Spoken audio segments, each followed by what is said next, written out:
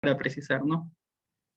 Eh, a ver, el tema que se me ha encomendado el día de hoy es tratar sobre las formas de Estado y formas de gobierno. A consideración mía, me parece que este es un tema eh, que, bajo mi percepción, ha sido uno de los temas más difíciles que he tratado o he podido desarrollar. ¿Y por qué difícil?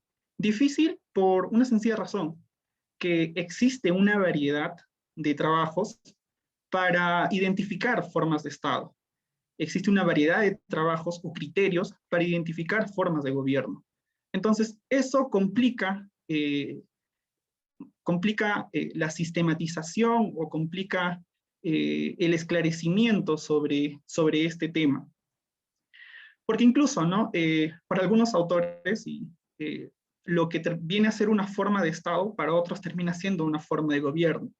O para otros, incluso lo que es una forma de gobierno termina siendo una forma de Estado. Entonces, es todo un problema, hay todo un desorden, hay una variedad de criterios para identificar los estados y formas de gobierno, en el cual, pues, nada sobre este tema está, se podría decir, nada está ordenado, pues, ¿no? Es muy conflictivo el hecho de tratar este tema. Entonces, el propósito básicamente es tratar de tomar en cuenta algunos criterios que menos problemas ha generado y que mayor consenso o menos rechazo ha tenido. En ese sentido, lo que voy a exponer a continuación, pues, va a tratar de tomar en cuenta justamente esos criterios, ¿no? Criterios que menos conflicto ha generado en todo el desarrollo académico sobre este tema. Entonces, cuando hablamos acerca de formas de Estado y formas de gobierno y su estrecha vinculación con criterios para identificar justamente esas formas de Estado y esas formas de gobierno, estamos hablando de un esquema de clasificación. Un esquema de clasificación que nos va a permitir, pues, justamente identificar esas formas políticas y asimismo ordenar esas formas políticas. Entonces, lo que se pretende es elaborar, pues, una tipología del poder político. Ahora, acá habría que precisar algo, que el concepto o la referencia hacia las formas de Estado y las formas de gobierno es una elaboración reciente que proviene, pues, del siglo XIX. Por lo tanto, cuando se habla acerca de las formas de Estado y las formas de gobierno, como un criterio o un concepto reciente, en realidad lo que está pretendiendo es tipificar, como lo había dicho, pero la forma política moderna o la forma política contemporánea más conocida por nosotros, que viene a ser, pues, el Estado. Aquí también ha surgido un problema. ¿Por qué? Porque algunos autores, tomando justamente esta elaboración conceptual de las formas de Estado y formas de gobierno, han pretendido, pues, tipificar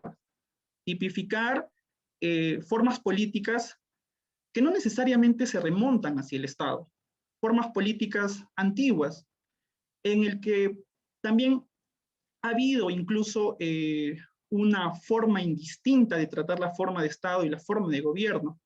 O sea, antiguamente incluso cuando uno revisa, ¿no? De repente algunos escritos sobre las formas políticas históricamente antiguas, eh, nota que formas de Estado no se diferencian mucho a formas de gobierno. Y algunos autores, basándose en esta conceptualización que es reciente, para algunos, pues, incluso los toman como forma de Estado o como forma de gobierno. Es como que evalúas una forma política antigua a través de criterios modernos. Entonces, eso también genera un desorden. Entonces, básicamente, cuando hablamos acerca de las formas de Estado y formas de gobierno, nos estamos refiriendo a una elaboración abstracta. Una elaboración abstracta o un esquema de clasificación abstracto que nos va a permitir, pues, reconocer actuales experiencias de sociedades estatales y asimismo ordenarlos, ¿no? Para empezar. Entonces, hay algunos elementos que previamente se deben considerar para tratar este tema es referido a las formas de Estado y a las formas de gobierno. Y esos elementos a considerar, que son como presupuestos previos para comprender sobre este tema, es pues la referencia hacia el Estado, la Constitución y el gobierno. El Estado, porque es la forma contemporánea del poder político.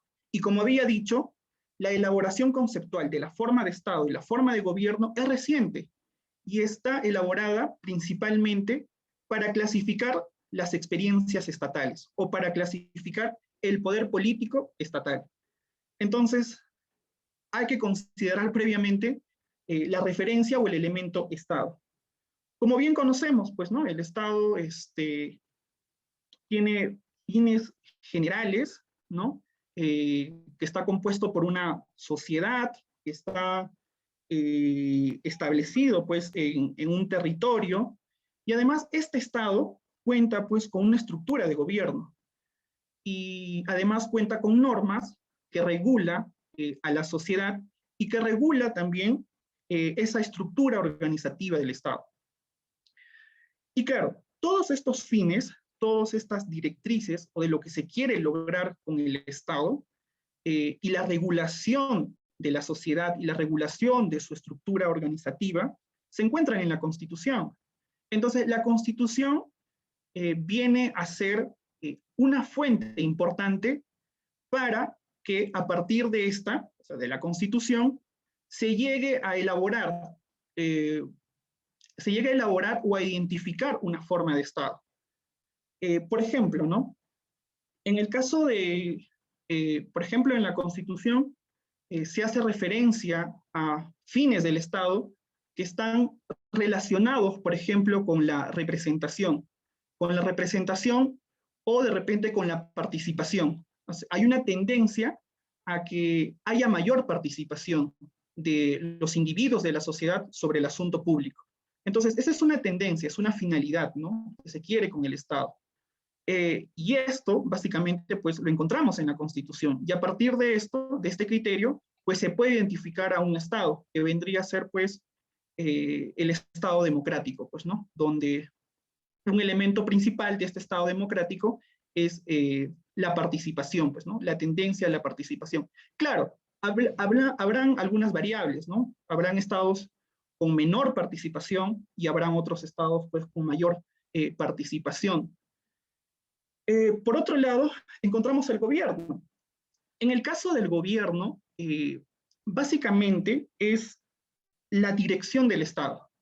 O sea, es el ejercicio de esas funciones que la Constitución ha otorgado, pues, ¿no? A los órganos constitucionales o a los órganos estatales. Entonces, el gobierno está muy relacionado con el ejercicio del poder. El ejercicio del poder se encuentra limitado también en la Constitución, a través, pues, de estas normas que la Constitución empieza a regular la estructura organizativa del Estado.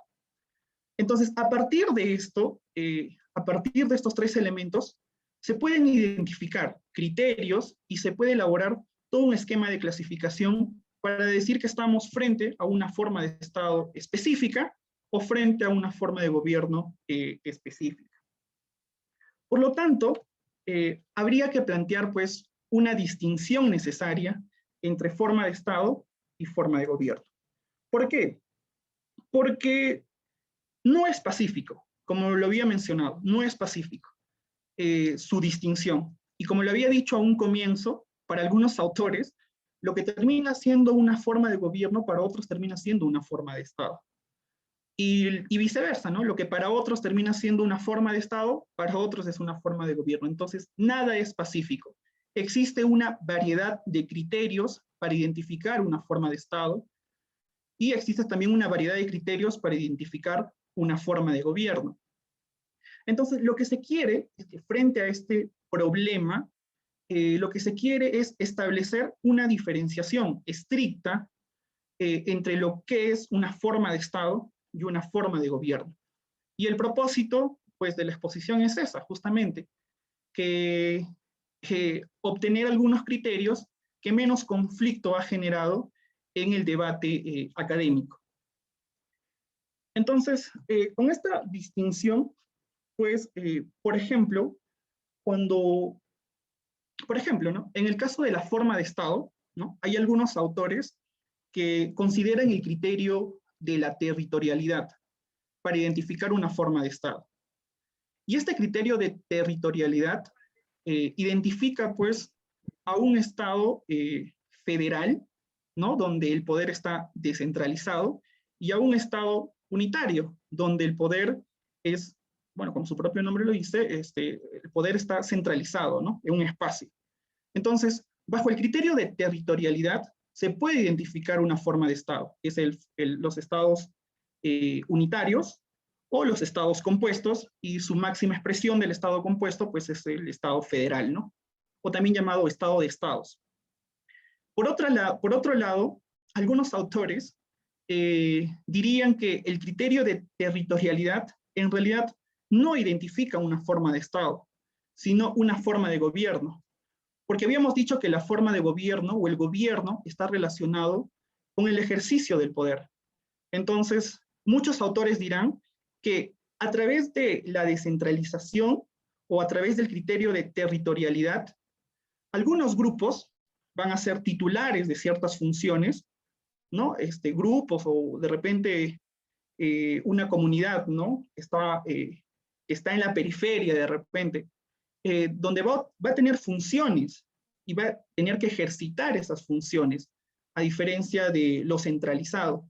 Entonces, para otros, incluso, el tema de la federación o el tema de los gobiernos centralizados van a estar identificados más que como forma de Estado, como una forma de gobierno. Y por otra parte, incluso ya esto es lo extremo, a través del criterio de territorialidad, pues van a decir, ¿sabes qué? A través del criterio de territorialidad no se puede ni identificar una forma de Estado, ni una forma de gobierno. En realidad, el criterio de territorialidad es un criterio que va a servir para expresar una técnica de descentralización del poder, lo cual, como podrán observar, hay todo un problema, ¿no? Hay todo un desorden y sobre los criterios que se toman en cuenta para identificar una forma de Estado y una forma de gobierno. Ahora, hay algunos modelos históricos sobre las formas políticas.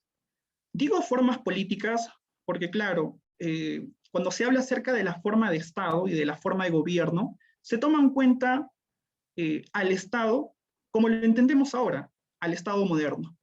Pero claro, estas características no las podemos trasladar a modelos históricos, a modelos o formas políticas históricas que han surgido en Grecia, es cierto, o son las más representativas y que luego cierta influencia han generado para identificar nuevas formas de Estado o nuevas formas de gobierno. Y estos modelos históricos, o estas formas políticas, que también viene a ser una clasificación de estas formas políticas, lo encontramos en Platón y Aristóteles, desde el punto de vista histórico. En el caso de Platón, pues se plantea un modelo dualista, como pueden ver en el PPT. En el caso del modelo dualista, pues se puede reconocer una forma política a la cual se le va a denominar monarquía y a otra se le va a denominar como politia. Bueno, en el caso de la monarquía, pues como bien se sabe, el poder está en manos de una autoridad soberana que tiene derechos propios sobre dicha titularidad. En el caso de la politia, va a ser distinto, en el cual el poder está en el pueblo y es el pueblo quien otorga dicho poder o dichas credenciales hacia un representante para que éste, por su propia cuenta, ponga en ejercicio el poder que se le ha otorgado. Luego está el modelo tripartito, ¿no? Es un modelo planteado por Aristóteles, y este modelo va a ser el que va a tener mayor influencia sobre las elaboraciones de los criterios que se van a considerar actualmente para identificar una forma de Estado o una forma de gobierno. Y además, bueno, que Aristóteles toma las referencias de Platón y identifica, pues, ¿no? Una monarquía, una aristocracia y una democracia. En el caso de la monarquía, bueno, es el gobierno de uno, ¿no? La aristocracia es el gobierno de los mejores y la democracia el gobierno del pueblo. El criterio de Aristóteles para identificar estas formas políticas fue un criterio más que cualitativo, cuantitativo. ¿Por qué? Porque se comenta, o bueno, revisando, ¿no?, información al respecto, tú identificas que el criterio que utilizó Aristóteles fue un criterio cuantitativo en tanto las formas políticas que existían en su contexto o en el mundo que él conocía, pues derivaba de la cuantificación de de cuántas formas monárquicas existen, de cuántas formas aristocráticas existen y de cuántas democracias existen. Entonces, bajo un criterio cuantitativo, llegó a identificar estos tres modelos. Modelos que para Aristóteles son pues modelos ideales, ¿no? Modelos ideales o modelos puros, en el que se busca pues el interés colectivo, ¿no?, a través de estas formas políticas. Luego, a este carácter cuantitativo, Aristóteles le agrega un carácter cualitativo, en el sentido de que va a hacer referencia al surgimiento de otras formas políticas a través de la perversión de las formas originarias o de las formas iniciales. Así, en el caso de la monarquía, por ejemplo, cuando se pervierte, ¿no?, la monarquía, o hay una perversión de la monarquía, bueno, surge la tiranía, ¿no? En el caso de la aristocracia, surge la oligarquía, y en el caso de la democracia, la demagogia, en el cual el uso del poder, más que buscar el interés colectivo, busca pues intereses, se podría decir, intereses o fines egoístas, ¿no? Para, no sé, en el caso de la aristocracia, más que para toda la colectividad, va a ser solo para los mejores, ¿no? Y lo mismo pasa con el tema de la monarquía y el surgimiento de la tiranía, y en el caso de la democracia y el surgimiento de la demagogia. Bueno, esos son los modelos históricos.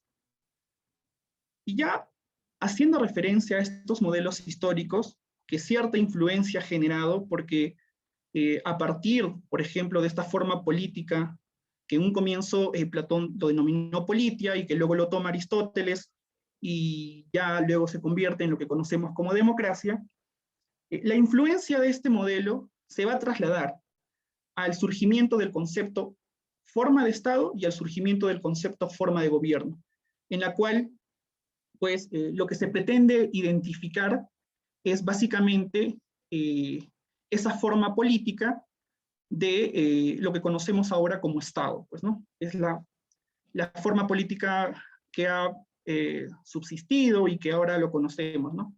Y que en cierta medida, pues, ha empezado a consolidarse a partir del siglo XIX.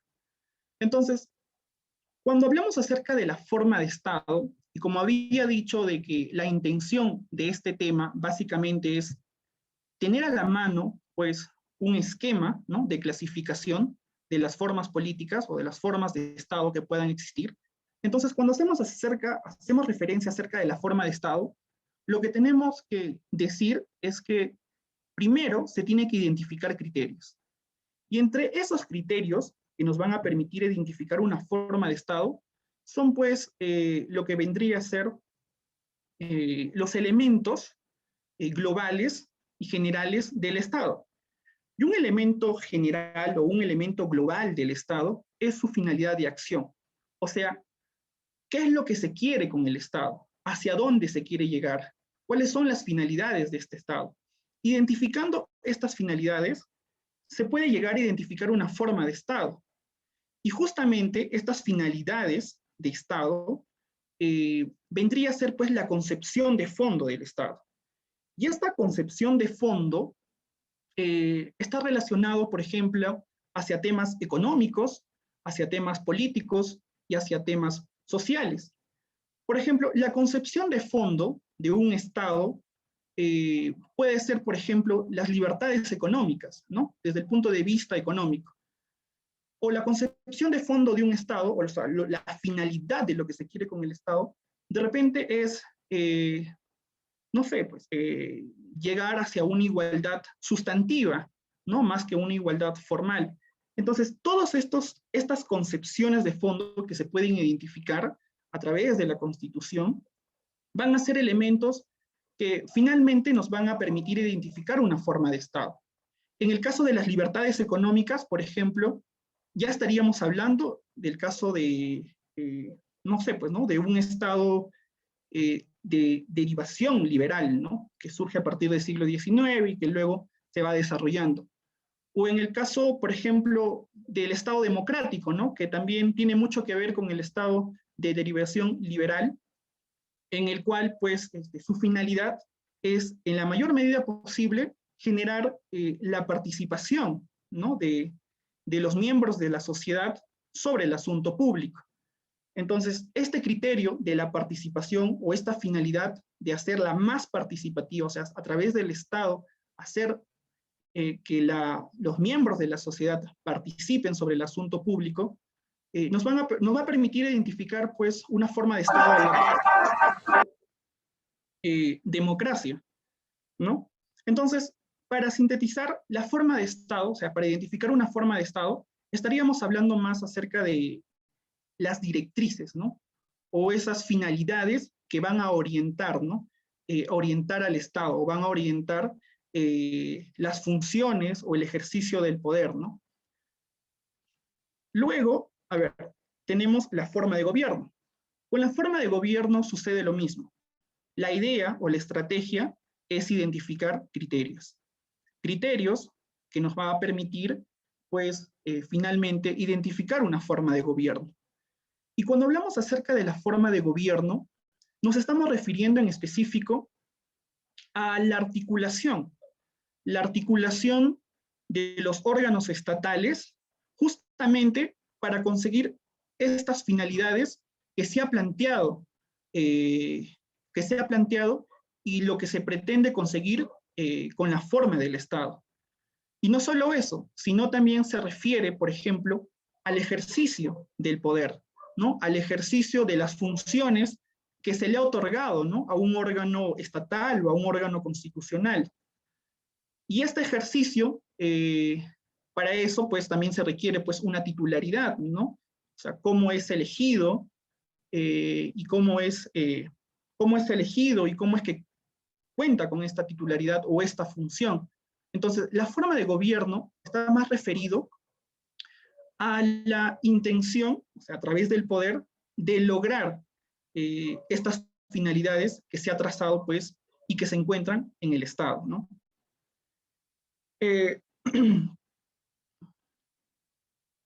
Del cual, o sea, hablando ya de estos dos conceptos, o sea, de la forma de Estado y de la forma de gobierno, pues podemos encontrar algunas relaciones que se originan de estos dos elementos.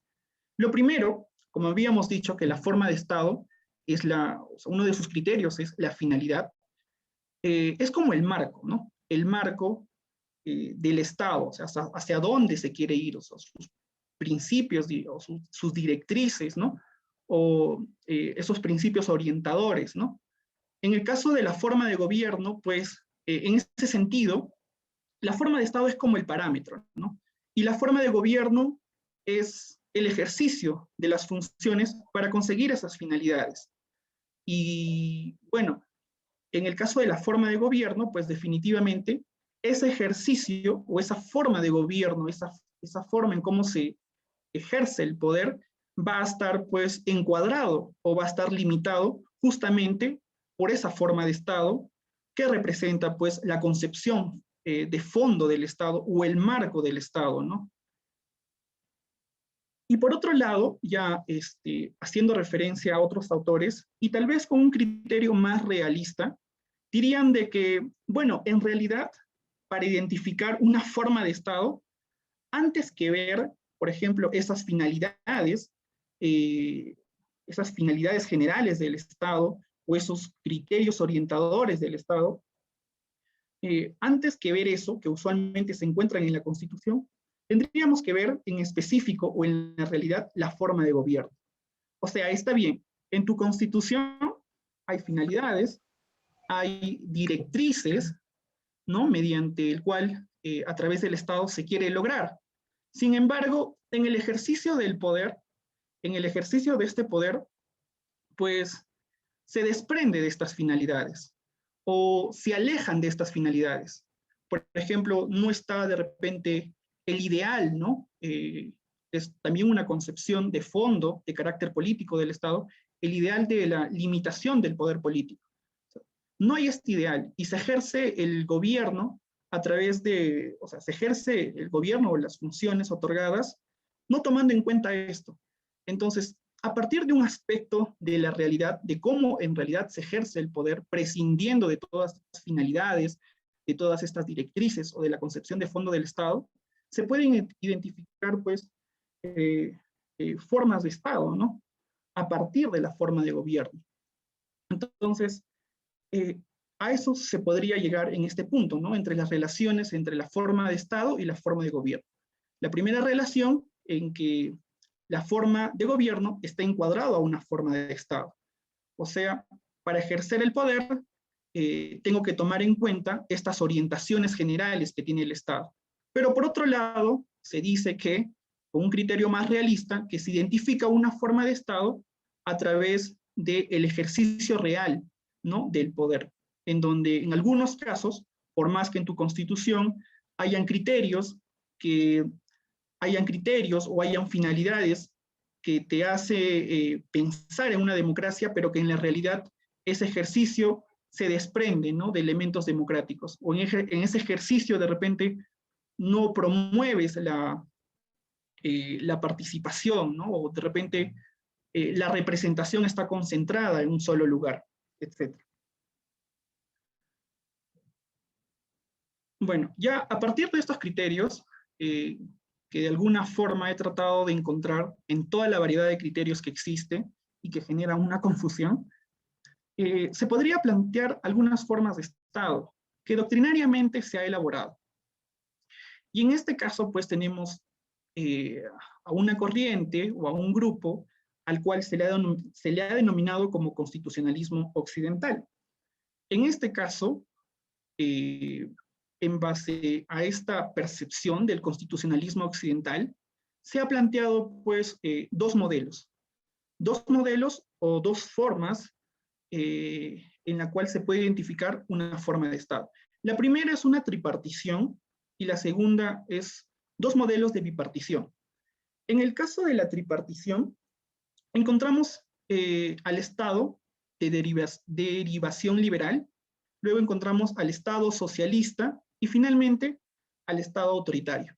En el caso de los estados de derivación liberal, o también conocido como estados democráticos, algunos lo han denominado como estados democráticos, podemos identificar sus finalidades.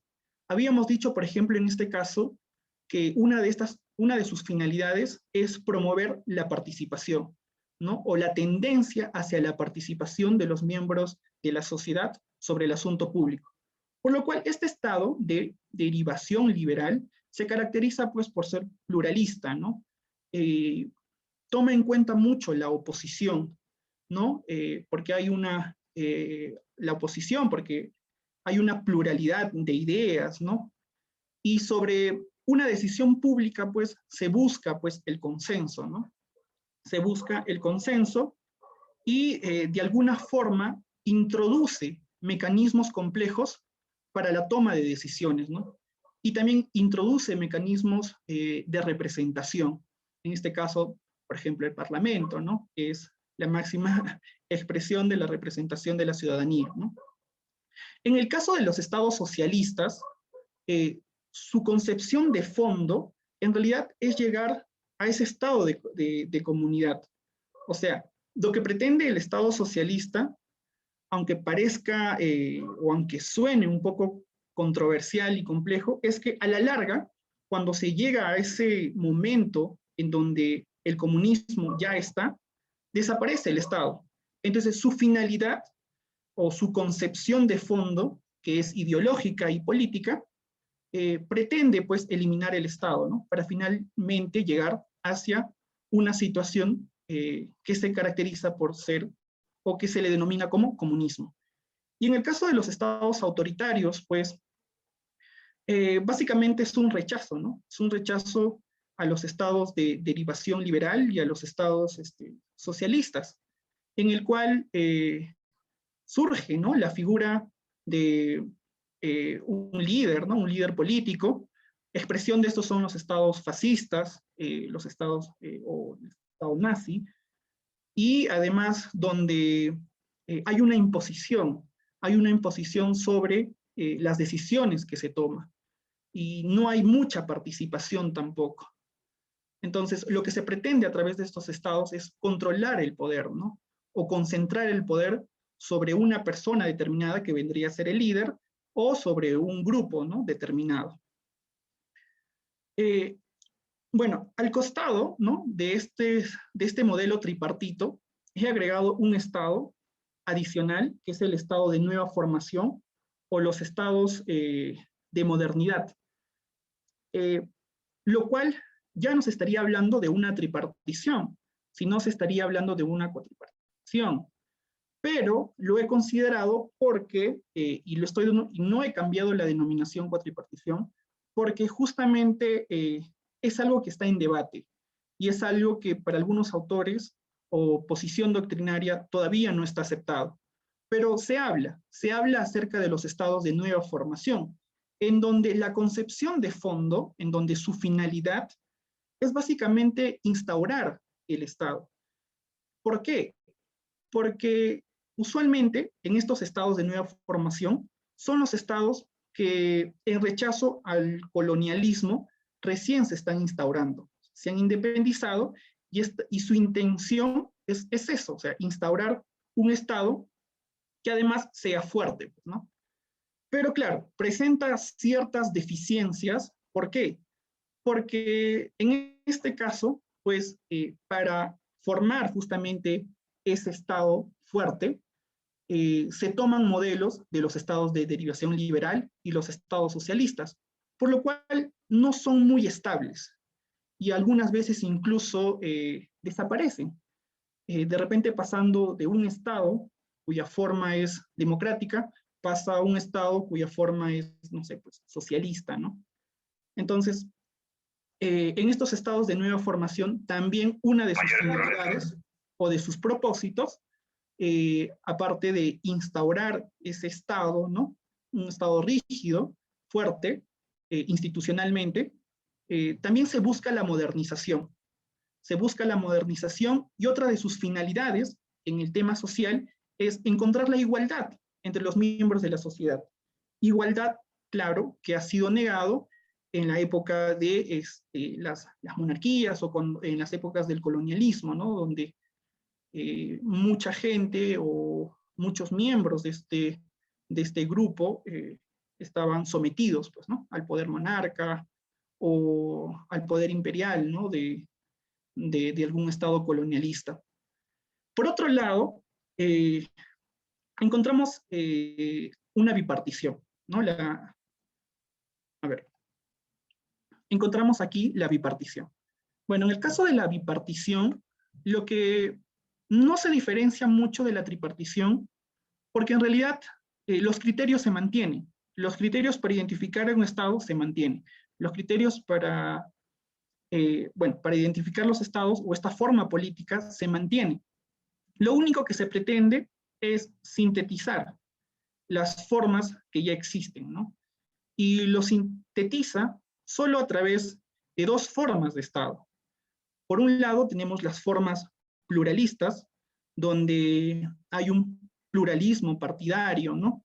Donde también se pretende lograr una mayor participación, donde está presente mucho la oposición, también los controles, ¿no?, hacia los límites. Y por otro lado, pues está el monismo, o los estados monistas, que vendrían a ser estados autoritarios en realidad, porque son estados en el cual, pues, en algunos casos, solo hay un partido político, o el poder político se limita en una persona. En los estados monistas, por ejemplo, se rechaza la oposición, o sea, no hay oposición. Incluso acá también se identifica una única orientación ideológica del Estado, ¿no? Y oficial, en donde lo demás, o sea, las demás formas de pensar se excluyen, ¿no? Y bueno, por otro lado, encontramos a otro grupo bipartito, que es la repartición, eh, que se clasifica pues en estados de repartición y en estados de concentración. En el caso de los estados de repartición, aquí también encontramos, o sus fines son básicamente pues repartir, ¿no?, el poder político, o sea, que no se limite a un solo grupo, ni que tampoco se limite a una sola organización estatal, o a una sola forma orgánica del Estado, ¿no? Entonces, hay repartición del poder entre personas, entre individuos, entre grupos y entre organismos estatales. Por lo cual, habiendo esta repartición, pues ahí se establecen ciertos límites, se establecen ciertos controles. Algo que no sucede pues con el tema de la concentración o los estados de concentración, en donde pues estos estados de concentración, básicamente el poder se concentra en una sola persona o el poder se concentra en un órgano, ¿no?, del Estado. Y cuando el poder se concentra, pues no hay o no se estaría cumpliendo esta finalidad tal vez del Estado democrático en el que se plantea, pues, ¿no?, esta idea de limitar el poder político, pues. Luego encontramos otra orientación bipartita, también influenciado por los modelos anteriores, antes dichos, donde el criterio para identificar una forma de Estado son los criterios o son los índices de democratización o los índices de democracia. A partir de los índices de democracia, pues se puede hablar de dos formas de Estado, del Estado democrático y de los estados no democráticos. Lo que quiere decir que aquellos estados que no cumplen con estos índices, que vienen a ser libertades civiles mínimas, o, por ejemplo, garantías referidas a la votación universal, libre y secreta, o, por ejemplo, la pluralidad de información, o, por ejemplo, la pluralidad de partidos políticos. Entonces, estos índices, a partir de estos índices o estas garantías mínimas, se pueden identificar estados democráticos. Y claro, estos índices de democracia reflejan la concepción de fondo del Estado, o sea, lo que se quiere llegar con el Estado. Y bueno, por otro lado están los estados no democráticos. En el caso de los estados no democráticos, pues básicamente son los estados que no cumplen estos índices de democracia. Y como no los cumplen, son pues lo residual, ¿no? Sin embargo, ha habido un esfuerzo por tratar de identificar cuáles son estos estados no democráticos. Y como pueden ver, se identifican formas de estado no democráticos, como por ejemplo el estado dictatorial, el estado tradicionalista, el estado autoritario, el estado totalitario. Y bueno, dentro del estado autoritario, incluso hay toda una subdivisión, como pueden observar en el PPT. Me gustaría tocar cada uno, pero le temo al tiempo. Así que en términos generales, se podría decir que los estados no democráticos se caracterizan pues porque la pluralidad de los partidos políticos está limitado, o porque hay un monismo sobre los partidos políticos, o sea, hay un solo partido político. No hay una amplia pluralidad de participación de los partidos políticos, ¿no? Por otro lado, también el tema de la participación de los miembros de la sociedad sobre los temas políticos. En los estados no democráticos no se promueve la participación justamente de los miembros de la sociedad. Incluso hay una tendencia en algunos estados, como el estado tradicionalista, de despolitizar pues a la población. O sea, que la población no tenga nada que ver pues con el asunto público. Y esto también nos lleva a pensar algo, ¿no? De que en los estados no democráticos se caracterizan pues porque el poder se concentra en una sola persona, o se concentra solo en un grupo de personas, o en otros casos incluso se concentra pues en una forma, o un organismo de Estado, en un determinado organismo de Estado, lo que de repente sucede o se origina el monopolio de la representación, en donde de repente la representación solo está limitado a un órgano de Estado, ¿no? A un órgano de gobierno, y los otros pues no tienen mucha participación sobre las decisiones que se toman como Estado. Asimismo, en los estados no democráticos se caracteriza pues también porque eh, se pretende eliminar la oposición y hasta incluso, como es el caso de los estados totalitarios, hacer uso del terror contra la oposición. Básicamente eso se podría decir esas características, ¿no? Para identificar a un estado no democrático que se diferencia pues a un estado democrático. Luego tenemos algunas formas de gobierno. Habíamos dicho que en las formas de gobierno, o para identificar una forma de gobierno, también se deben elaborar, pues, o se deben tomar en cuenta criterios para identificar justamente esta forma de gobierno. Y habíamos dicho que la forma de gobierno es básicamente el ejercicio del poder para lograr esas finalidades que se ha planteado con el Estado. Entonces, uno de esos criterios, por ejemplo, es el ejercicio del poder, ¿no? Y de quién ostenta este poder y cómo es que obtiene este poder. Entonces, se habla, por ejemplo, de una forma de gobierno en sentido restringido, donde el criterio es la titularidad del poder. Y el quien es titular de poder ejerce ese poder. Y de cómo llega a ostentar también ese poder. Y encontramos, por ejemplo, una forma de gobierno monárquico y una forma de gobierno republicano. En el caso de la forma de gobierno monárquico, el que ostenta el poder, bueno, es un soberano que llega a ser titular de ese poder por derecho propio o por derecho divino. Algo que no sucede, pues, con el tema de la república. En el caso de la república, para ostentar ese poder, para ser titular de ese poder, se requiere de las elecciones. Ser elegido, ¿no? A través del sufragio universal, a través de las votaciones populares. Entonces, tú ostentas ese poder a través de las elecciones. Entonces, en este sentido restringido de formas de gobierno, donde el criterio es la titularidad del poder, podemos encontrar pues a la monarquía y podemos encontrar a la república como dos formas de gobierno.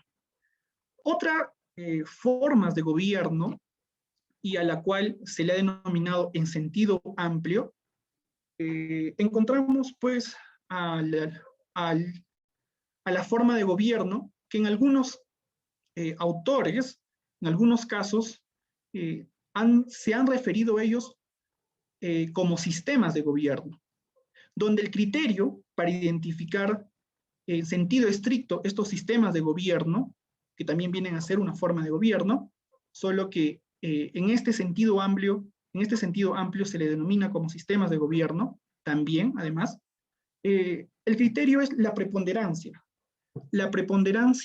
de los órganos estatales, la ubicación y la preponderancia de los órganos estatales. Lo que quiere decir es que algunos órganos estatales van a ser preponderantes para la decisión o para el eje central en la toma de la decisión política.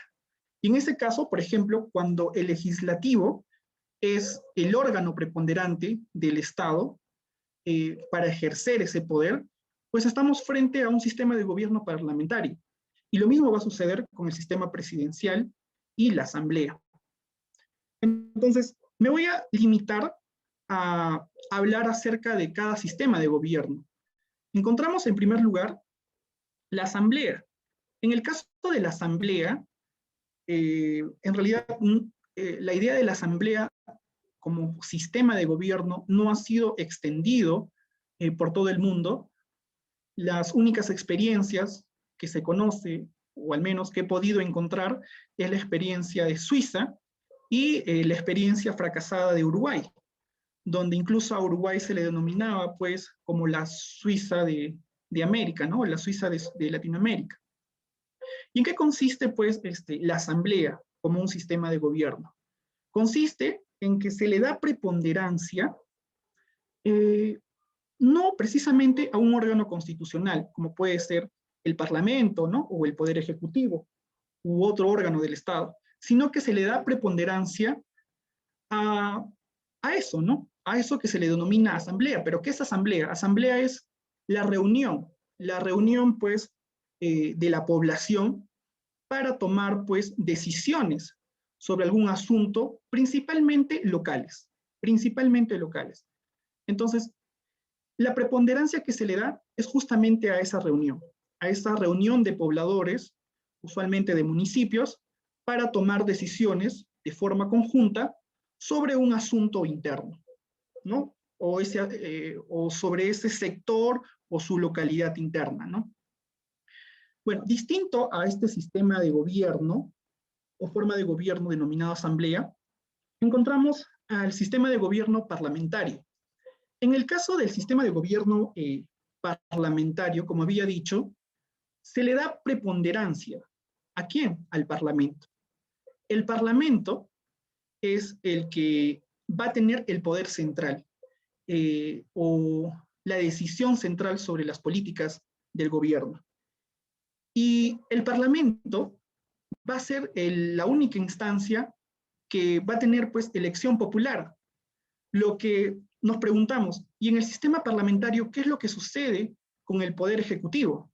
Pues en el caso del Poder Ejecutivo se va a encontrar algo que en la doctrina se conoce como el dualismo del Ejecutivo, donde en el Ejecutivo va a haber la figura del jefe de Estado y del jefe de gobierno, donde el jefe de Estado y el jefe de gobierno le deben su elección al Parlamento. O sea, es el Parlamento quien va a elegir a los miembros del Ejecutivo, en específico al jefe de Estado y al jefe de gobierno. Pero ¿cuál es la diferencia entre jefe de Estado y jefe de gobierno? El jefe de Estado es básicamente, tiene una función de representación, simboliza los intereses del Estado, representa, o sea, personifica al Estado. Y bueno, en algunos modelos, por ejemplo, puede ser jefe de Estado a través de la autorización del Parlamento un monarca, o también no puede ser un monarca, puede ser otra persona, ¿no? Que no sea un monarca. Y en el caso, pues, del jefe de gobierno, el jefe de gobierno va a ser el encargado, pues, de elaborar, ¿no? Y de ejecutar las políticas de gobierno, ¿no? Pero en el sistema parlamentario, este jefe de gobierno, que viene a ser el primer ministro, o el primer ministro, pues le debe, ¿no? Le debe su elección al Parlamento. Por lo tanto, en este caso no se va a hablar, en el sistema parlamentario, no se va a hablar, por ejemplo, de división de poderes en sentido estricto. El caso de la división de los poderes y de los controles entre poderes va a ser más atenuado.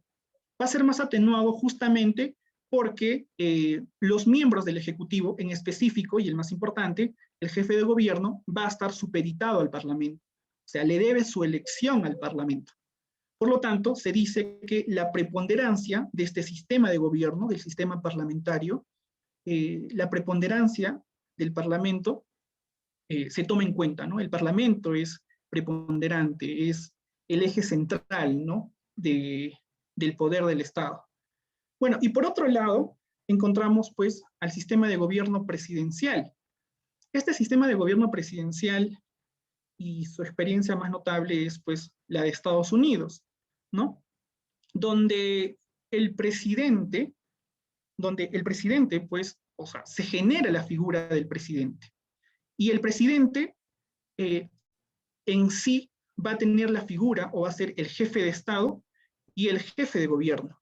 Pero lo más característico es que el eje central del poder ya no está en el Parlamento, en el sistema presidencial. El eje central del poder está en el Poder Ejecutivo, o en específico en el presidente de la República, quien va a ser a la vez jefe de gobierno y jefe de Estado. Y lo más característico es que este presidente ya no le debe su elección al Parlamento, sino le debe ¿a quién? Al pueblo, porque es el pueblo quien va a elegir al presidente de la República.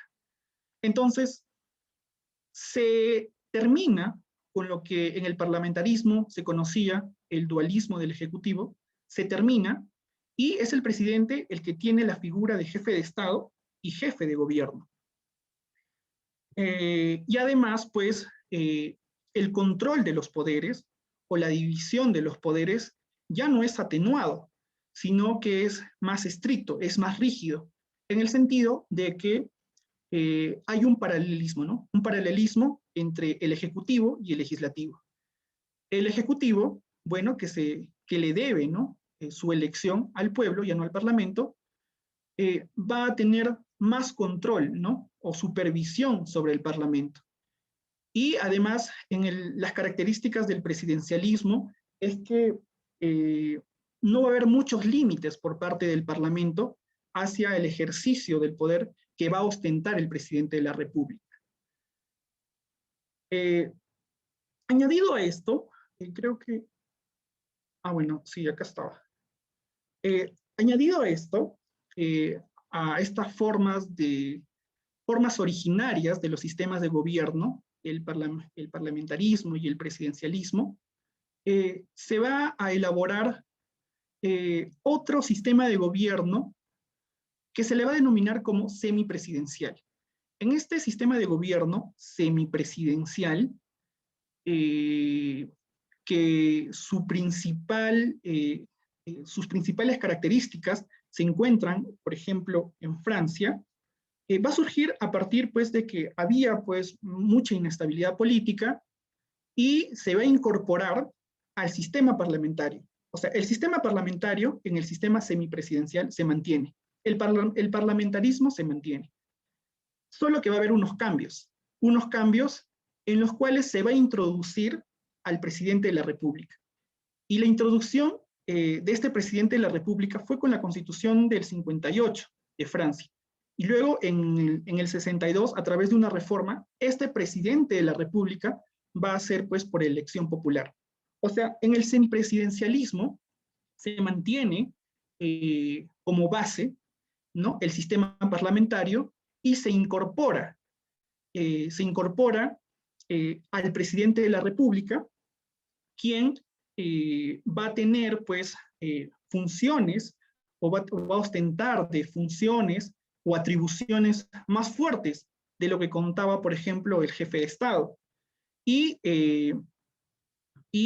definitivamente, pues, lo más característico del semipresidencialismo es que con la base del parlamentarismo surge el presidente y un presidente de la República, que viene a ser también el jefe de Estado, pero no un jefe de Estado como era entendido en el parlamentarismo, sino un jefe de Estado con mayores atribuciones, en el que pues va a ser elegido ya no por el Parlamento, sino va a ser elegido pues por la población o por el pueblo.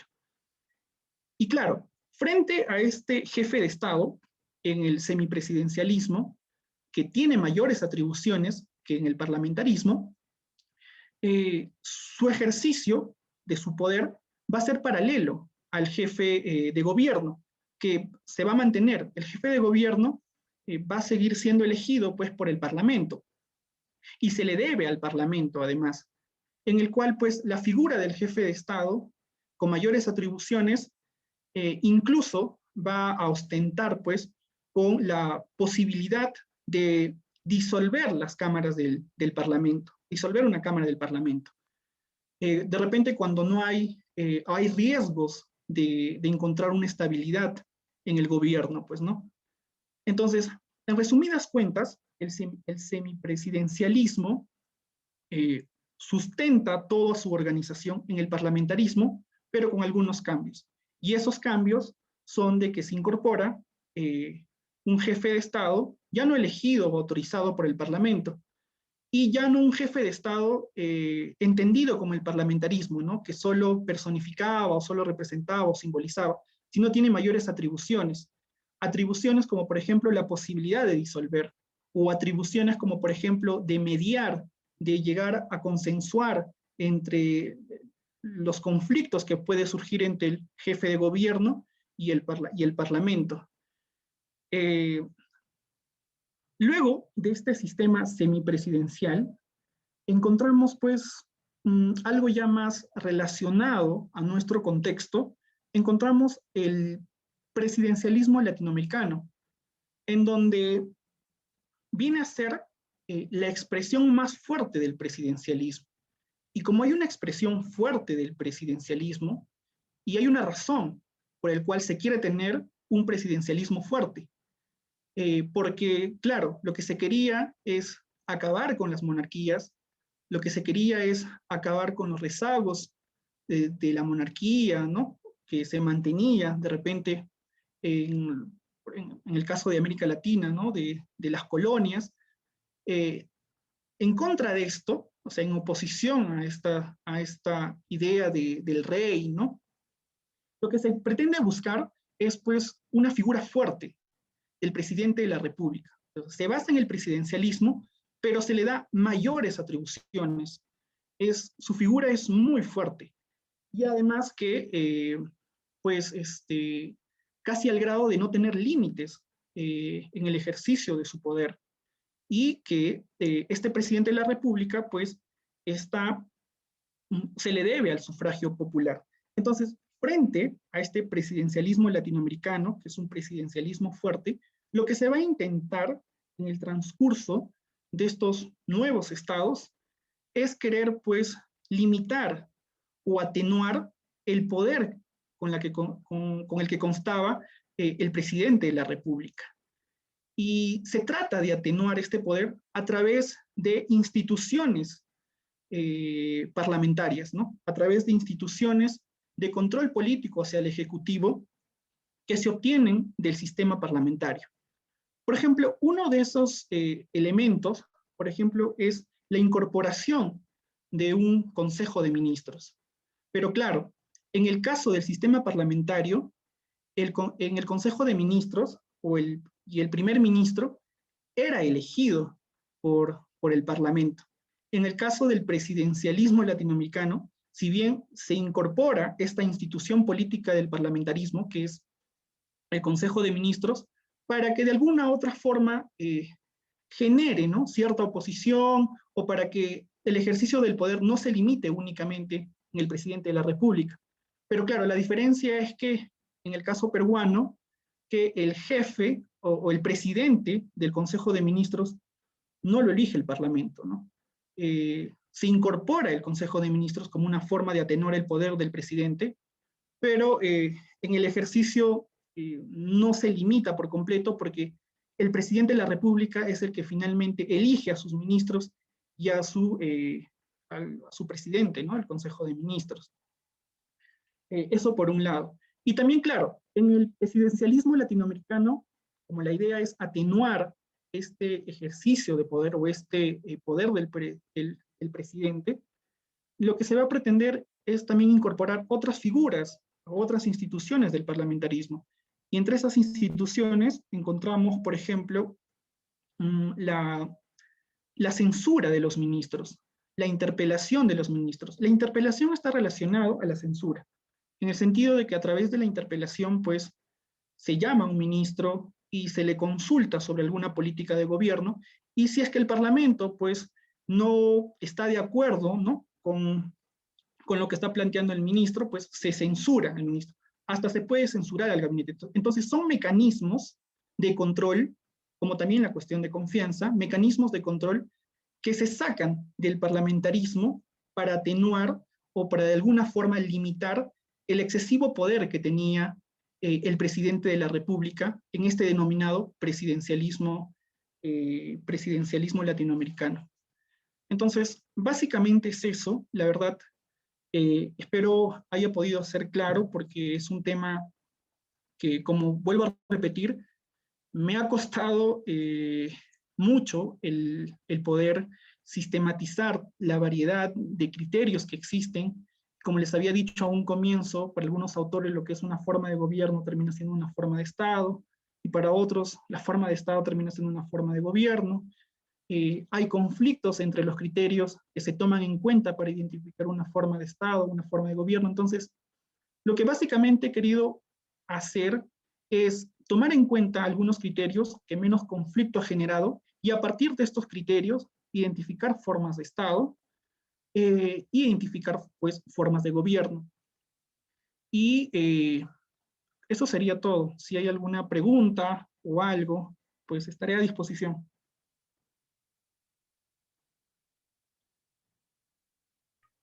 Muchas gracias, Denis. Ha sido una ponencia bastante clara, bastante informada, y creo que a todos nos ha servido bastante para poder tener en claro ciertas distinciones.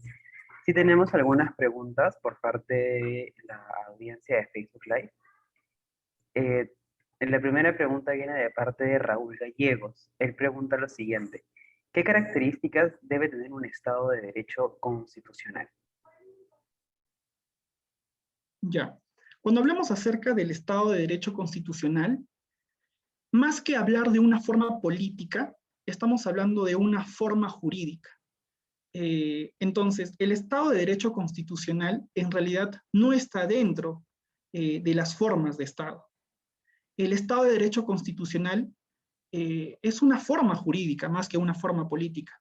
Una forma jurídica en la cual eh, se trata de establecer de que la Constitución es pues el documento más importante y donde se establecen los límites, ¿no?, al ejercicio del poder, y también pues se regula, ¿no?, la conducta de los ciudadanos, reconociéndole derechos, ¿no?, etcétera. Entonces, con el Estado constitucional, básicamente lo que se quiere decir es que el Estado tiene límites, y esos límites se encuentran en la Constitución. Y claro, antes del Estado constitucional se hablaba pues de un Estado de Derecho, en donde es las reglas, las normas, la que establece esos límites, y que el ejercicio, ¿no?, de ese poder, el ejercicio de las instituciones o de los órganos estatales, se rigen por el derecho, ¿no? Y claro, en el Estado de Derecho constitucional se rige por la Constitución, en el sentido de que la Constitución es el documento más importante y el parámetro, ¿no?, sobre las demás disposiciones y normas jurídicas. Gracias. Eso quiere decir que la existencia de un Estado constitucional depende principalmente de que exista o no exista una constitución. No necesariamente, porque claro, hay algunos modelos en el que de repente no hay una constitución escrita, pero que con la costumbre, ¿no?, con esta costumbre, pues se llegan a identificar principios superiores, ¿no? Se llegan a identificar valores superiores que terminan convirtiéndose también en parámetro. Pero lo que quiero precisar acá es que cuando hablamos acerca del Estado de Derecho constitucional, en realidad no nos estamos refiriendo a una forma política, nos estamos refiriendo más a una forma jurídica, en el que el Estado y su ejercicio de poder se encuentra limitado, ¿no?, donde sus funciones, sus atribuciones están limitadas en la Constitución. De acuerdo, muchas gracias. La siguiente pregunta viene también por parte de Raúl Gallegos.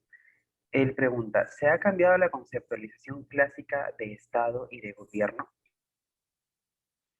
A ver, como había mencionado al comienzo de la exposición, el concepto o la referencia hacia la forma de Estado o hacia la forma de gobierno es algo reciente, es algo que inicia recién a partir del siglo XIX.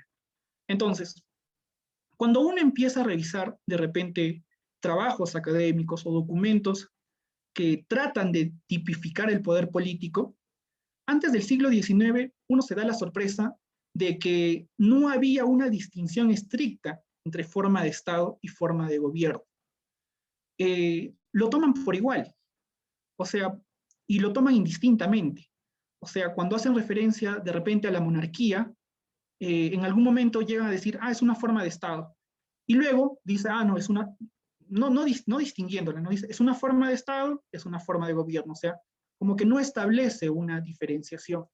Entonces, a partir del siglo XIX, lo que se pretende es buscar, básicamente, diferenciar y generar este concepto, ¿no?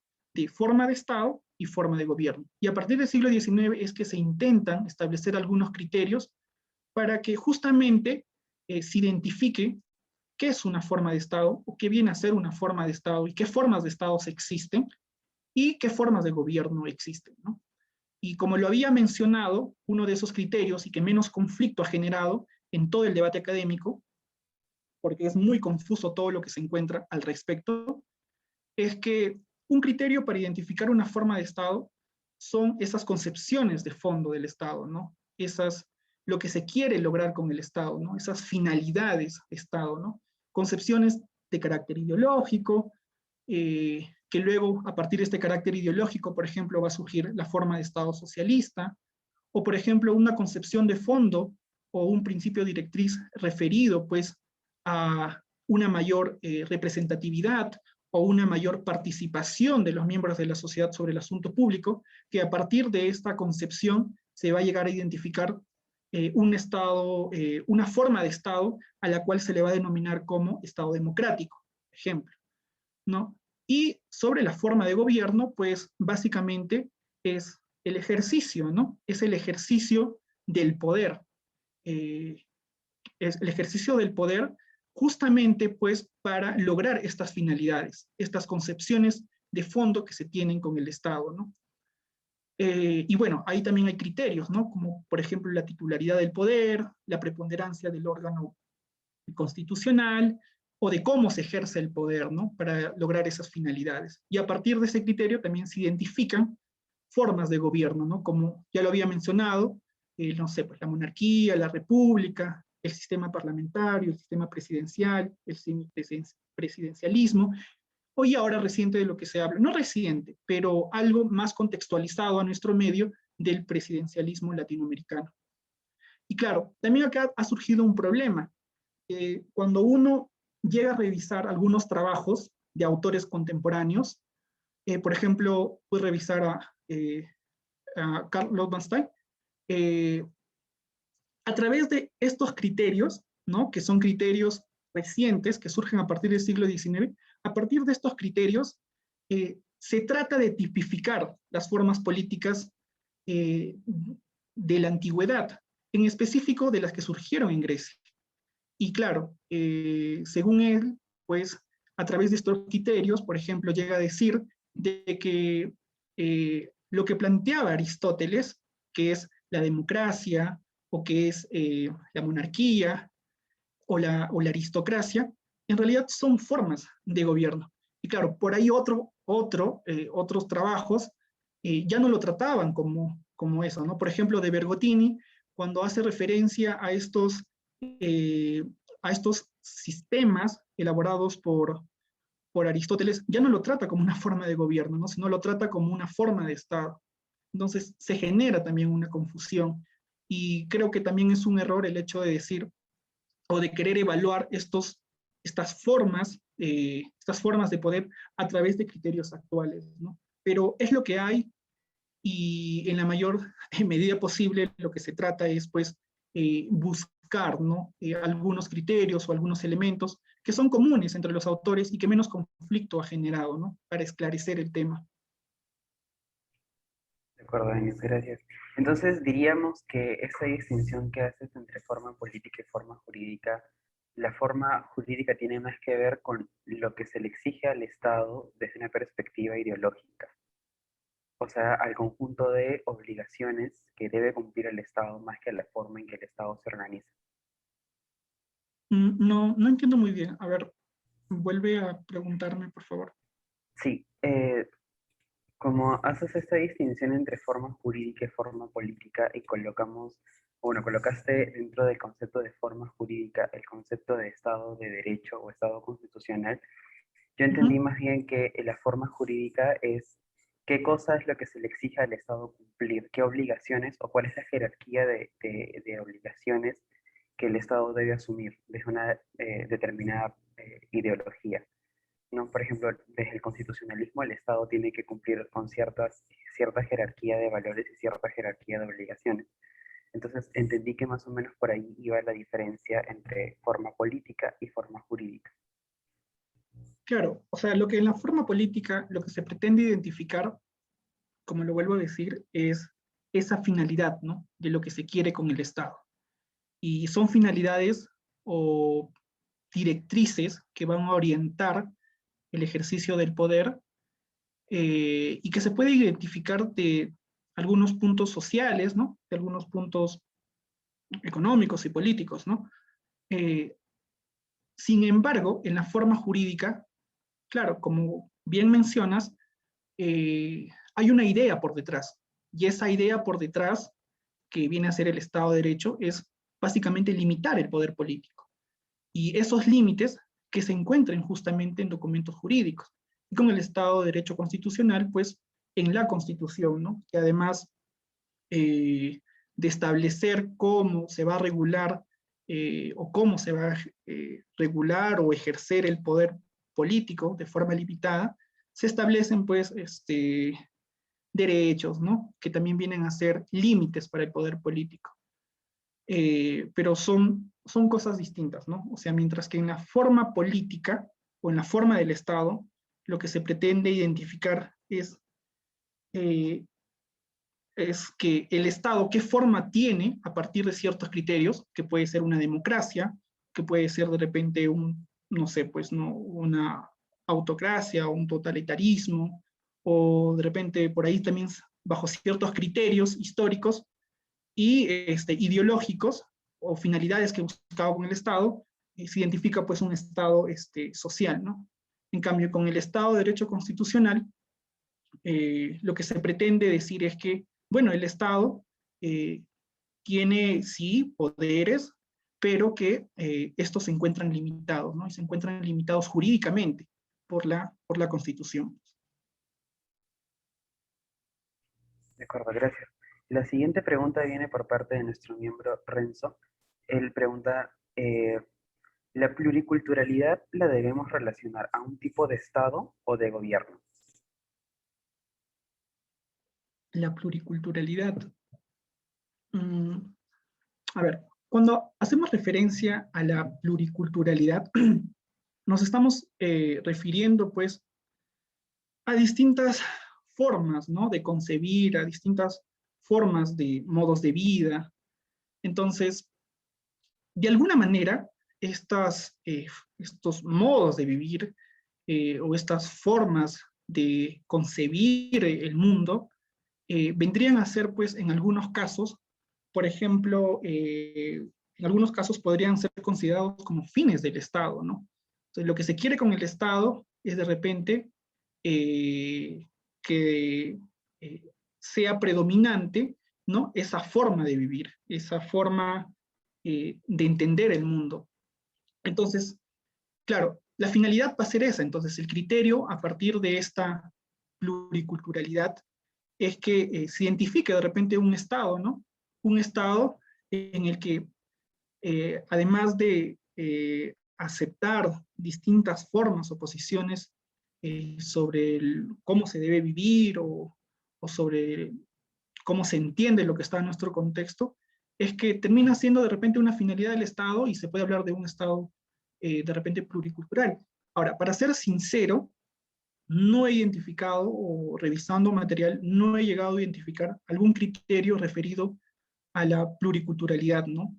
Pero me parece, si es que estas formas de expresar, estas formas culturales de expresar, si se toman como finalidades del Estado, pues se pueden elaborar, sí, formas políticas del Estado, o puede ser considerado como una forma de Estado, ¿no? A partir del criterio de pluriculturalidad, ¿no? Muchas gracias.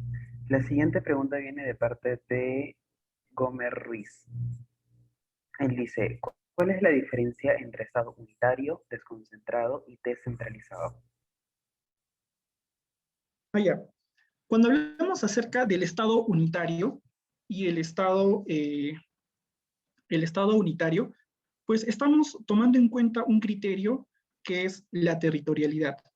O sea, que el poder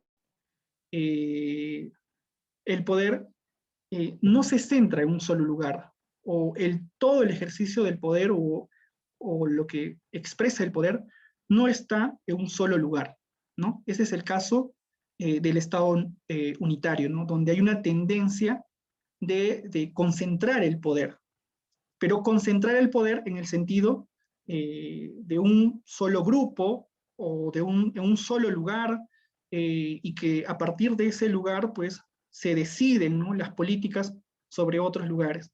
Distinto sucede pues con los estados federados, ¿no?, donde hay autonomías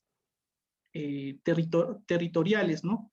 O sea, se desconcentra el poder en el sentido de que eh, ya no hay un estado unitario, ¿no?, un estado donde va a decidir sobre otras comunidades, ¿no? Y claro, luego hay otra diferencia en el cual se habla acerca, por ejemplo, de los estados concentrados y los estados desconcentrados. En el caso de los estados concentrados y desconcentrados, pues nos estamos refiriendo básicamente a la concentración del poder, donde el poder se concentra en una sola persona. Cuando el poder se concentra en una sola persona, podríamos hablar, no sé, pues, ¿no?, de un estado autoritario, ¿no?, de un estado dictatorial, distinto a lo que sucede cuando el poder se desconcentra. Cuando el poder se desconcentra, quiere decir que el poder reside en una pluralidad de personas, reside en grupos o colectivos, o también ese poder se desconcentra hacia otros órganos de gobierno o órganos estatales, por lo cual ese poder está en varios lugares, no en una sola persona o en un solo grupo, lo que genera pues que con la desconcentración del poder, que básicamente está más referido a cómo se ejerce el poder, antes que al criterio de territorialidad que identifican los estados unitarios y los estados federales. En este caso, de la desconcentración del poder, pues, se genera, pues, ¿no?, límites, se generan controles, porque justamente, pues, como el poder no se centra en un solo lugar o un solo órgano, entonces se genera el hecho de que, bueno, cierto órgano quiera controlar al otro, quiera supervisar al otro. Entonces, básicamente esa es la diferencia o la distinción.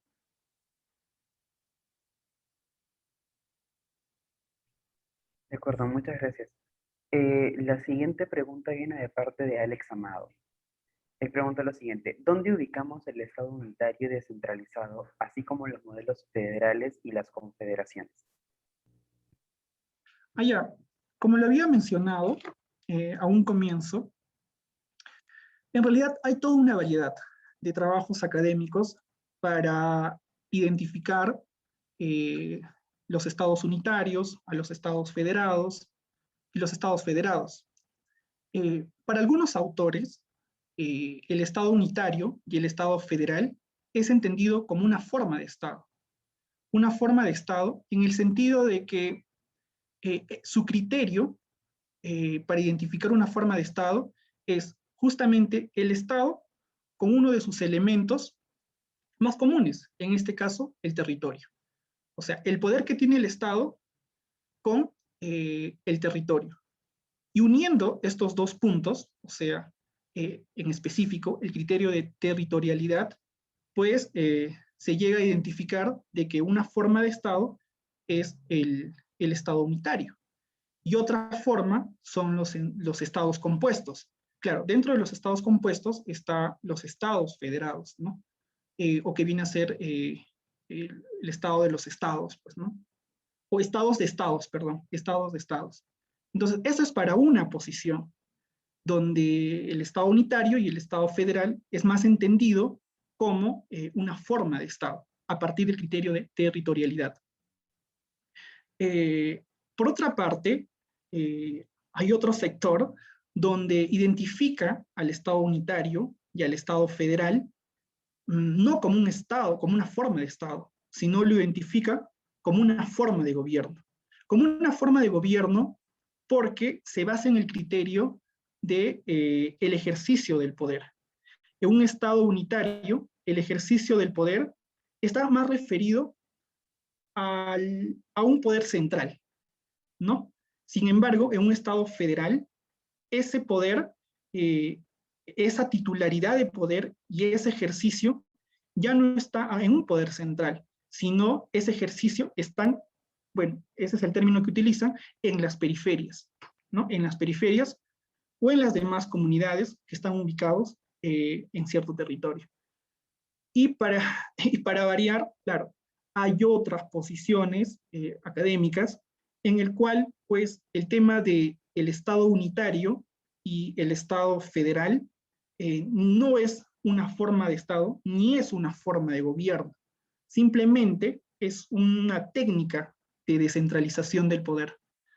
Y donde, bueno, dicho poder reside, pues, ¿no? Además, en el caso del Estado federal, ya no reside en ese poder central, ¿no? Sino se diversifica, ¿no? Hacia otras formas políticas de comunidades en específico, que cuentan con un territorio, ¿no?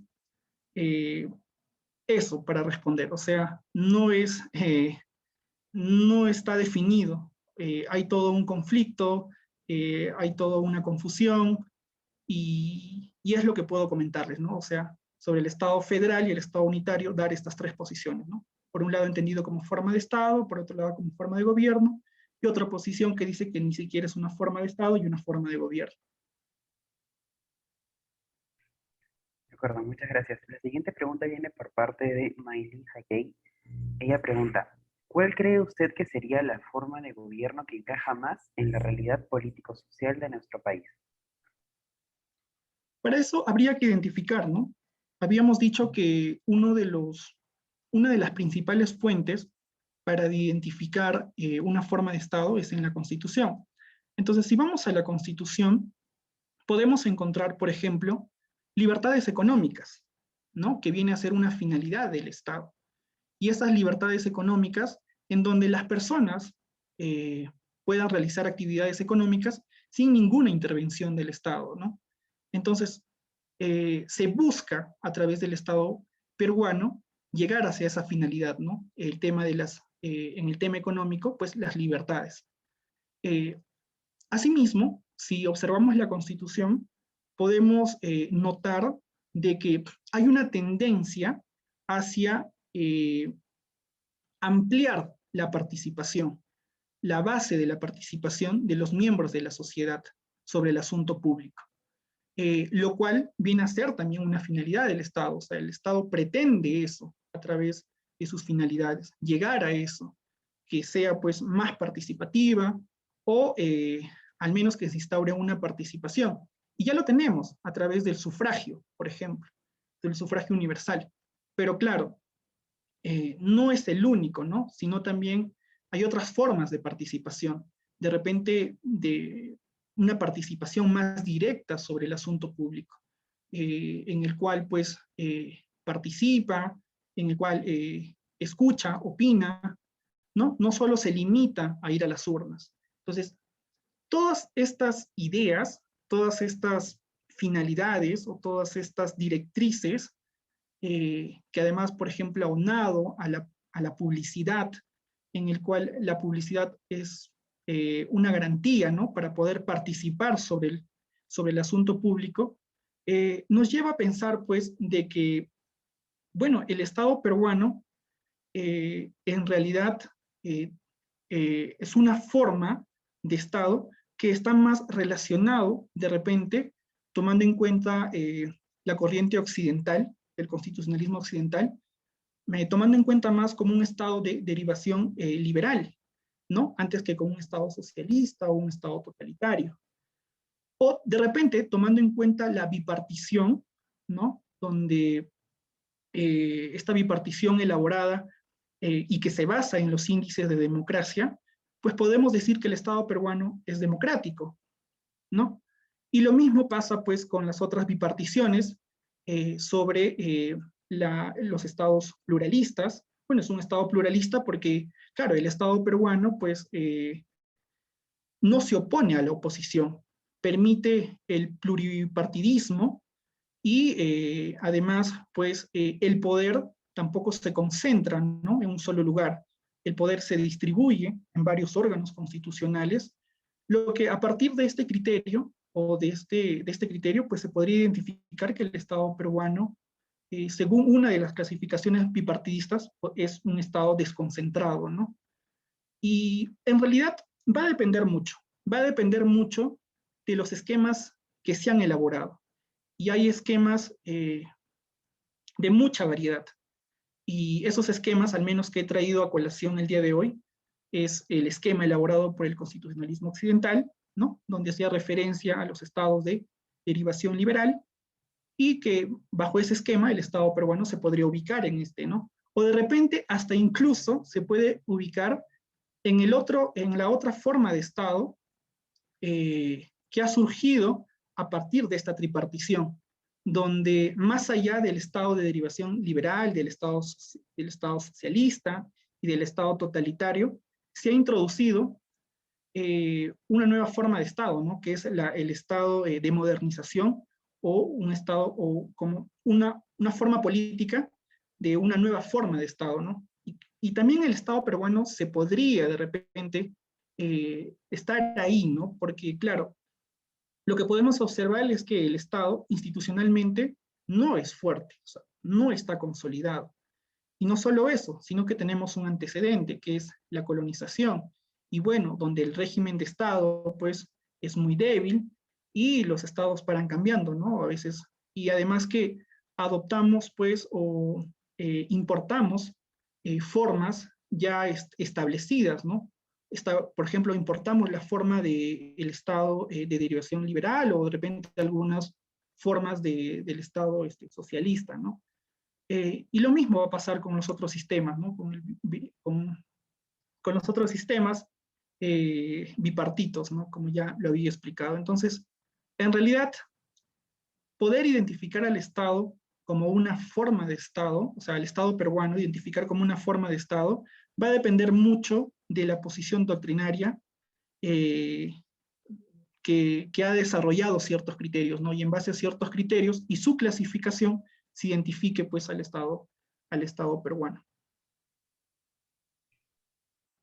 De acuerdo, muchas gracias. No sé si finalizar con algunas palabras y quizás con alguna recomendación bibliográfica para todos aquellos que Víctor, estemos interesados. Perdón, Víctor, cortó la... Brian, disculpa. tenía una consulta, no sé si podría o ya no se puede. Sí, dale, adelante. ¿Sí? Bacán, gracias. Hola, Denis. Te agradezco por la exposición. Tenía algunas preguntas, pero me gustaría incidir exclusivamente en una. Se dice que en las democracias constitucionales uno de los tantos mecanismos de legitimación democrática que emplea el gobierno para justificar sus decisiones son los referendos.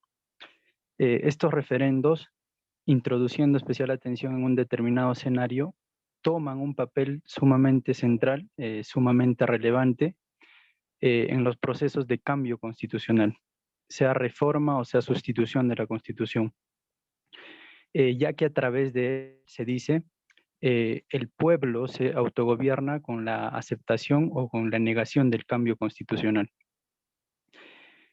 Sin embargo, y en este contexto, creo que desde una perspectiva estrictamente y altamente democrática, los referendos son insuficientes y no satisfacen a plenitud las exigencias de la democracia misma. Esto es, las exigencias de la soberanía del pueblo, que básicamente se traducen, y aquí sigo a Joel Colón Ríos, en dos principios fundamentales: el de la participación popular y el de la apertura democrática. Digo que son insuficientes y no satisfacen las exigencias de la democracia misma, porque los referendos proponen a los ciudadanos determinado número de alternativas que no pueden modificar. Y esta forma de llevar a cabo los referendos necesariamente no contribuyen en el debate o en la deliberación pública. Esto es, no generan una participación activa, sino que por el contrario, proporcionan o gestan una participación pasiva de los ciudadanos en la toma de decisiones. Me gustaría saber si para ti el referendo, vista desde una perspectiva eminentemente democrática, se legitima por completo. Y además me gustaría saber también de qué manera sería posible maximizar estos principios de participación popular y de apertura democrática para la toma de decisiones. Gracias. Ya, sí, me parece interesante tu pregunta, en el sentido de que, por ejemplo, hay algunas características, tomando en cuenta, por ejemplo, los índices de democracia, que son criterios que se han elaborado para identificar una forma de Estado democrático y formas de Estado no democráticos, en el cual, por ejemplo, una forma de Estado no democrático, el caso del totalitarismo, se caracteriza pues porque, ¿cómo podría decir? Porque en el caso del consenso, o sea, hay participación, sí, de la población sobre el asunto público, pero donde el consenso sobre alguna decisión o sobre algún punto de controversia de carácter público, dicho consenso está guiado por un órgano central, ¿no? O por un órgano constitucional. Puede ser de repente el Ejecutivo o de repente el Legislativo, ¿no? Dependiendo. En ese sentido, cuando se hace referencia a los consensos guiados, es decir, que se originan consensos no a partir de la libre discusión de los ciudadanos, ni de la libre elección de lo que un ciudadano considera mejor sobre un asunto público, sino simplemente guiado, ¿no? Y creo que aquí pues encajaría de repente el hecho de que hay elaboraciones, ¿no? Por parte de los órganos, ¿no? De los órganos constitucionales, para que precisamente la población decida, pero no es que la población tenga que elaborar esa propuesta, sino que la propuesta ya está elaborada por los órganos constitucionales. Y lo único que se hace, pues, es enviarlo a una consulta popular. Lo que podría significar o hacer referencia a qué cosa? A la búsqueda de consensos, pero un consenso no originado por la libertad de los ciudadanos o por la libre discusión de los ciudadanos o por llegar a puntos de acuerdo o propuestas eh, libres por parte de los ciudadanos, sino simplemente están guiadas, ¿no? Y claro, el peor de los casos es pues cuando hay imposición, pues, ¿no? O sea, ya ni siquiera se busca un consenso, ¿no? Se excluye el consenso, simplemente hay una imposición. Y esto, por ejemplo, son características de formas de Estado, como lo había dicho. Y es muy propio, por ejemplo, de los estados totalitarios, donde le proponen algo al pueblo. Y el pueblo simplemente se limita a aceptarla o a rechazarla, mas no posibilita la participación de ese pueblo en los debates o en la discusión para resolver justamente esos asuntos públicos. Lo que sí, pues, al menos se pretende con un Estado democrático, ¿no? Hay algunos estados democráticos, ¿no? Por ejemplo, el peruano, donde el ejercicio de la democracia se limita a las urnas, se limita a las consultas populares, pero no hay una participación activa por parte del ciudadano. O sea, el ciudadano no está ahí para debatir o para involucrarse con el asunto público sobre alguna controversia o algún desacuerdo del Estado, y simplemente está ahí para votar o simplemente está ahí para legitimar lo que sus representantes deciden o elaboran, lo cual pues evidenciaría, en mi punto de vista, también una crisis, ¿no? Del sistema representativo. Y claro, cuando me preguntas acerca de qué se debería proponer de repente eh, para, eh, para promover la participación, pues justamente lo que se debe buscar es no despolitizar a la ciudadanía, ¿no? Como sucede, por ejemplo, en algunos estados no democráticos, donde no incentivan la participación de la ciudadanía sobre el asunto público, sino todo lo contrario, incluso los despolitizan, ¿no? Y donde el asunto público finalmente solo termina siendo decidido por sus representantes, o en el peor de los casos, pues, por un gobernante que ni siquiera ha sido elegido democráticamente, sino que lo ha asumido el poder a través de la fuerza, que es el peor de los casos, ¿no? Entonces, yo creo que eso es lo que podría decirte respecto de tu pregunta, Brian. Gracias, Denis, gracias.